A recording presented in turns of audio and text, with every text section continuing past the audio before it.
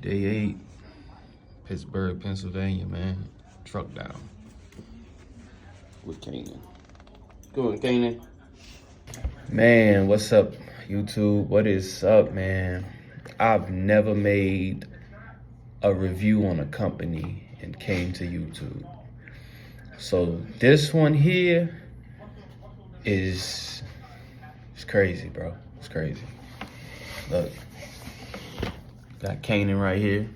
7-month-old Cane Corso. It's a puppy. Still a puppy. My big friend. So I'm gonna get straight to the point. All right, I started with MK Trucking March of this year, 2024. Today we're in the month of November. Today's like November 22nd, I believe. This will make 9 months with the company.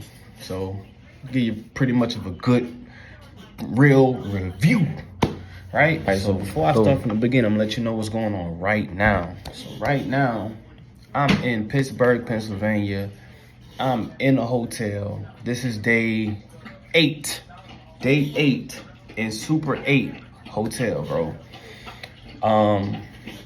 My truck that I was given had problems from the jump from October. So I'm gonna tell you about that. They gave me a new truck, another truck, and got this truck, piece of shit.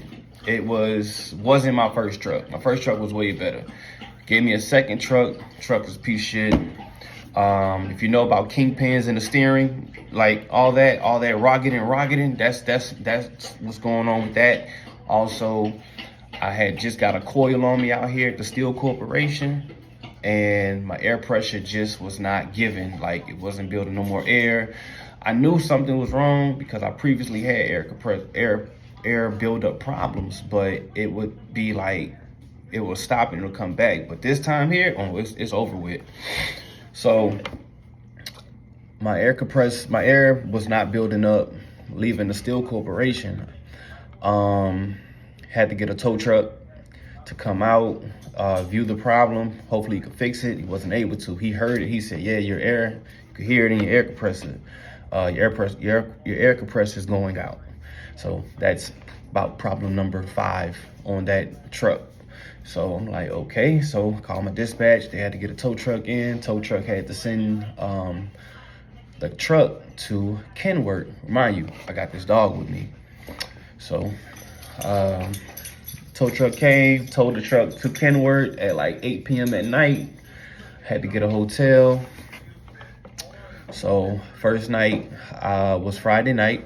I was only able to get that hotel for that night because that whole weekend they were going to be sold out because they had everything a home game. Pittsburgh, their college football team had a home game, and I guess a basketball team had a home game. So I would have to check out that hotel and go to another one with this dog.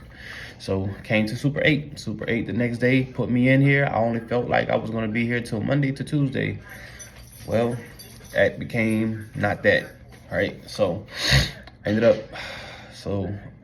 Tuesday came. They said, they hadn't even got to it. They said, we have to get to your, we're going to change out your lines and that your air compressor is connected to, that runs all the air through the truck.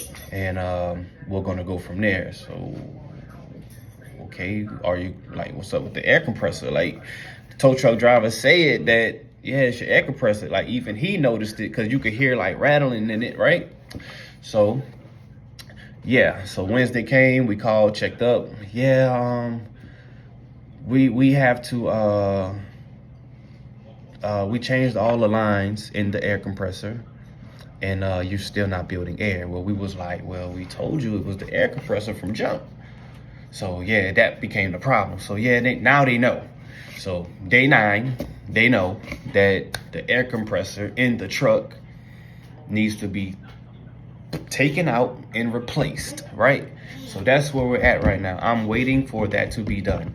They said that job was going to be 2 to 3 days because now they have to order the air compressor and have it shipped to them, and then they can do the job. We asked them how long would it take. They said 6 to 8 hours. Well, if you look at the air compressor, It's right there by the engine. It just looks like something you just have to swap out. But they say 6 to 8 hours. So, cool. They said 6 to 8 hours. So basically, it'll come on Friday. And hopefully, which today is Friday, the day that they should have it. And swap it out. But they said it could take 6 to 8 hours. So we're looking at Monday. Monday is when I should be up out of Pittsburgh and back on the road, y'all. Okay, so now let's start to where all this started from. So when I started in March, drug tested, came to orientation. It was like a 30-minute little orientation. Got me in and got me out. Had me a nice, beautiful Kenworth just sitting there for me. Still remember the truck number, 6134, man. Truck gave me no problems. Everything was good. I kept up with it. I had about 190K miles on it. I think I ran it up to possibly 220 before I got out of it. Tell you what happened. So when I started with the company, everything was good. Everything was sweet. Ain't gonna lie, I think in the beginning stages, I had a shitty dispatcher. His name was, I believe, John. Yeah. John just sucked. Man, he had me on some shitty ass loads, bro, and I was just trying to make the shit work. John ended up getting up out of there. John ended up quitting, or he got fired. I'm not sure. But through my first 5 months came. I had got cited with a random, so I felt like, oh, okay, cool, random drug test, okay, knock that out. I felt like, okay, you gotta be up on your shit because you can't have nothing go out wrong, because these people will really knock you off your pivot and make you lose your lease, and you'll have to go start over somewhere, right? But, I don't do anything, so I was good up on that, right? So, cool, had my little random, and it was crazy because right after my random, this is why I bought the random in, right after my random drug test, that next week I was on the road. This ELD shit don't allow you to drive over a certain amount of hours, right? My hours were coming down to an end. I had just got loaded up somewhere out of Tennessee. I had to pull into a truck stop to do my my reset. Pulled into the truck stop, parked on side of another truck, and went to sleep. About 5 a.m. 5 a.m. in the morning, my truck gets hit. The truck on my driver's side came out and didn't widen out enough. Came out and just took me out. Took my whole front of my truck off. No hood, no lights, no bumper, everything. I jump out the truck. I'm noticing this shit happening. I jump out the truck. Just shorts, no socks, no shirt, nothing. Just shorts. Chase the truck down. Snyder. I'm usually the person who carries a phone. I chased the truck down, bro, all the way to the exit of the pilot. Jumped on the truck. You hit my truck. You hit my truck. Stop your truck. You hit my shit. So it was a white lady. I'm hanging on to her shit. My hand opens her door. I didn't even know her shit was unlocked. Opens her door. I said, ma'am, I'm hanging on. Ma'am, you hit my truck. You hit my truck. Can you please turn around? I hit your truck. Yes, you hit my truck. Can you please turn around? Oh, it does say I have a collision. Okay, are you going to turn around? She said, I guess I have to turn around. So I'm just hanging on her truck all right, I'm really scared you're not going to turn around, but okay, and I don't got no phone on me. I can't remember these numbers. Schneider got long ass numbers on their trucks and trailers. You cannot remember them bitches. So I jump off the truck. She floors it. Oh, and just almost takes me out with her trailer, bro. Almost killed me. If I didn't lean back and just fall and take the ground, I would have been out of there, bro. I get up. So I get up. And I'm limping, bro. My foot is swollen from running on the concrete pavement. My shoulders all busted up because I fell awkwardly, my hip. I'm 33, man. I'm feeling it, everything right now. I go walk into I go walk into the pilot, I'm asking like, can I have help, any assistance? My truck has been, just demolished just now by a truck, and it's like 5 in the morning. The workers in pilot looking at me like I'm stupid. I'm like, they like, yeah, just call 911. Okay, bet. So I'm like, bet. I go walk to my truck. All the truck drivers are outside, like it's just been a fight. Like they all seen what happened, witnessed it. Remind you, I got cameras in our MK trucks, right? So I'm thinking we good. So police come out, we do the police report. MK calls me, asking me how am I doing? Am I okay? I'm like, yeah, I'm fine. I'm just swollen up right now. I'm just hurt. I'm hurt because my truck is down. I'm hurt because I know this gonna take me out of, commission for a while, but, I know I gotta, follow protocol. Cool. So, they called me back. They asked me if I had the police report. I said, I have all of that. Just let me know what you guys need me to do. So at the time, there was a guy named Josh. He's the safety guy. And he told me to take the truck. Is it drivable? I'm like, I think it is. He was like, okay, well, he said, take the truck to Tennessee, to Kenworth in Nashville, Tennessee, or something like that. And we'll get to everything else from there. I was like, okay, all right. So I'm telling all my friends, my family what happened while I'm headed there. I get to Kenworth.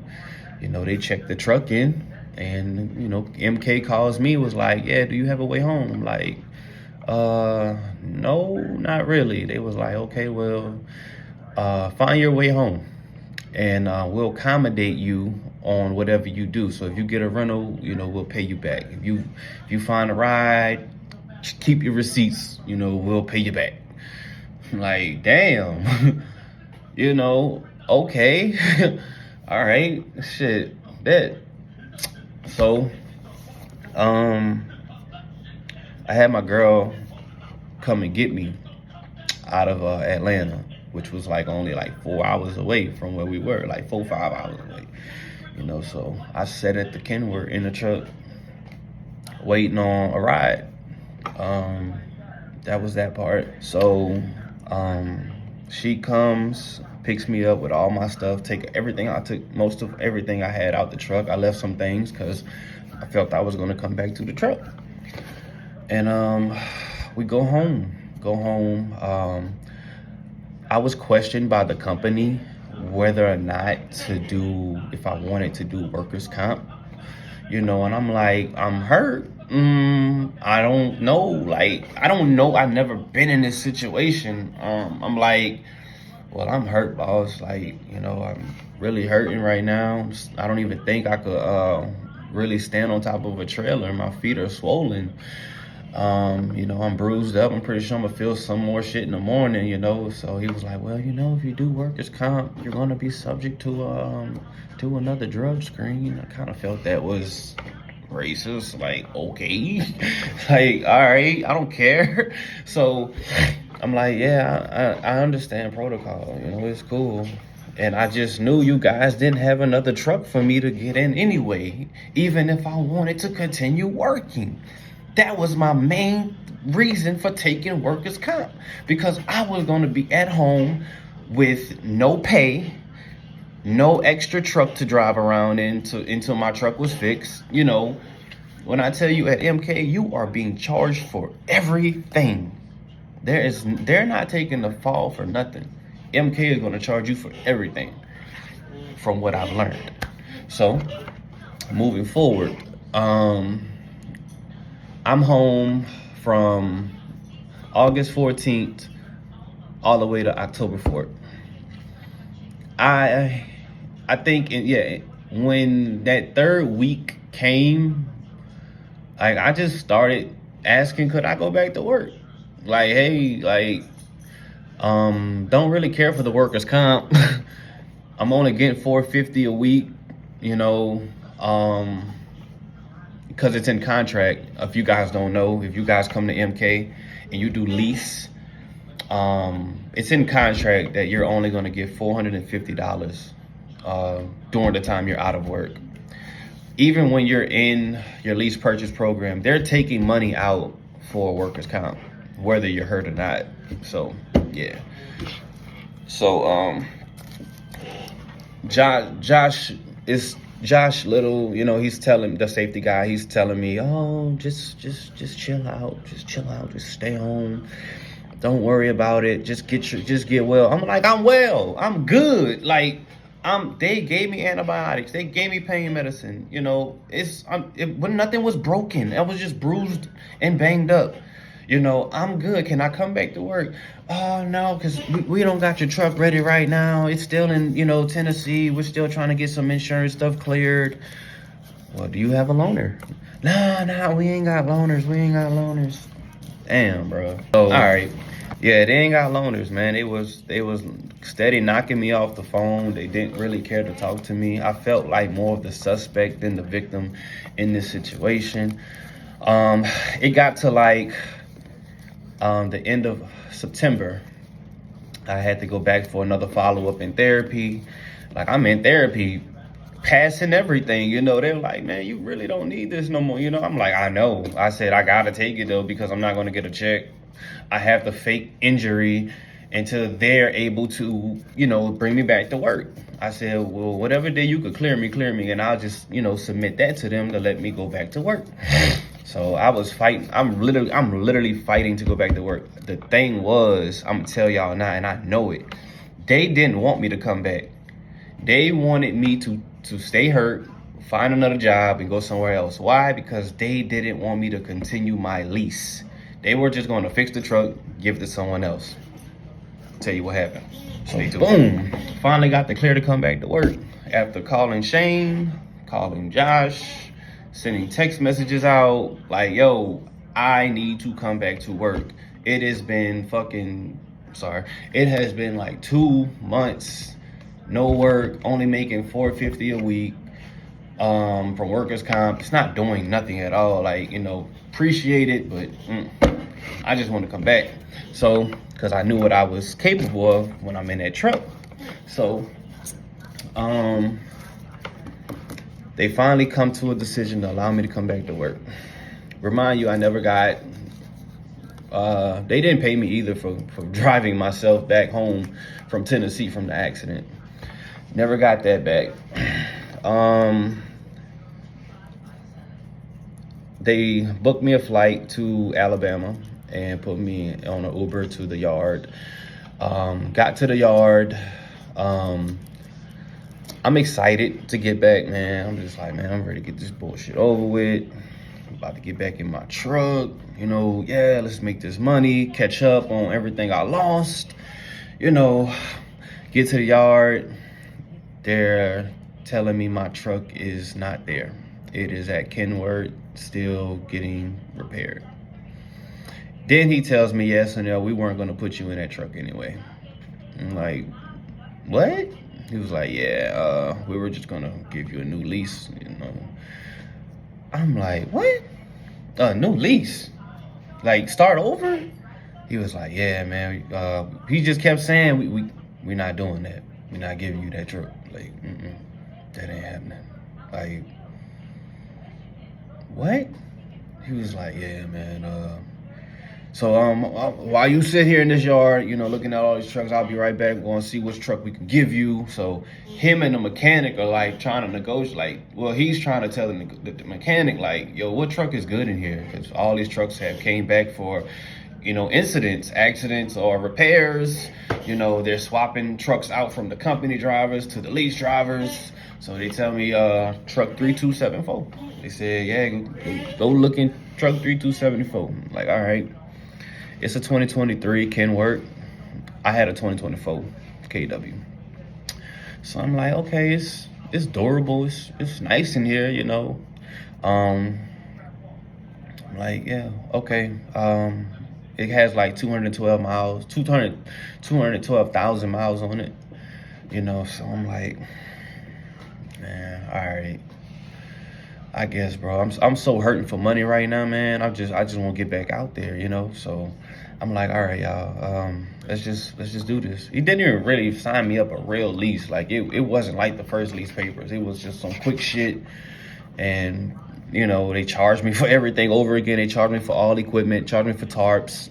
By the way, they gave me some shitty ass used tarps. No new tarps. They gave me all used shit, torn, taped up, you know, and just disrespectful, bro. Just disrespecting me with the equipment and the truck, man. So I get in the truck, I get hooked up to a trailer, and they give me my first load, man. I'm leaving the yard. This bitch, I'm driving like this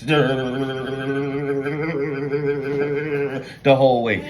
I'm like, man, ain't no way I'm driving. I said, bro, the fucking kingpins on this damn truck is all fucked up. You know what I'm saying? I'm like, man, ain't no way. So, man, I called Josh, like, yo, Josh, man, the kingpins on this truck is messed up, man. My hand, I'm sending him a video. Look, my hand doing this on the steering wheel while I'm driving the truck. I'm like, man, the kingpins on this truck messed up, man. The headlight bulbs got shortages in them. The air is slow, not building up sometimes. You know what I'm saying? And I'm like, bro, it's all types of little, like, there's parts and components missing. You know, as I went along with the truck, I started noticing. I'm like, dawg, they really gave me some shit, right?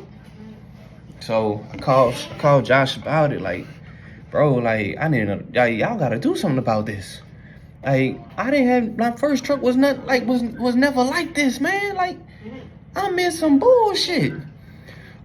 Oh, okay, now, after you run a few loads, man, just come back down here, man, and, you know, I'll fix the problem.